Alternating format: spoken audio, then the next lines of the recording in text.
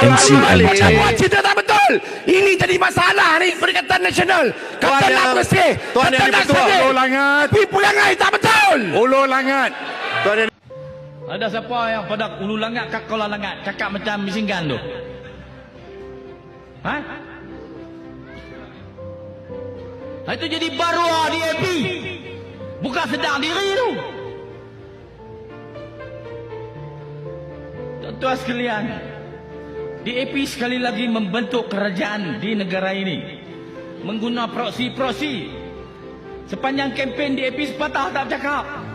Dia swastakan kepada Tambun yang kini menjadi Perdana Menteri. Dia swastakan Mak Sabu. Dia swastakan puak-puak PH ni. Siapa lawan DAP di Kedah ni tuan-tuan, pecat keluar pada amanah, betul tak? Pengurusi amanah Kedah ni dipecat pasal tak bagi DAP tani dijerai. Disepak keluar pada rumah dibuat. Weh, dia tu pengasah amanah di Kedah ni.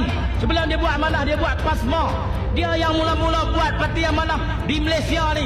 Dia buat PASMA. Dia ditendang keluar pada amanah pasal dia lawan tak bagi DAP bertanding dijerai. Woi, hampa nak jadi baru DAP sampai bila?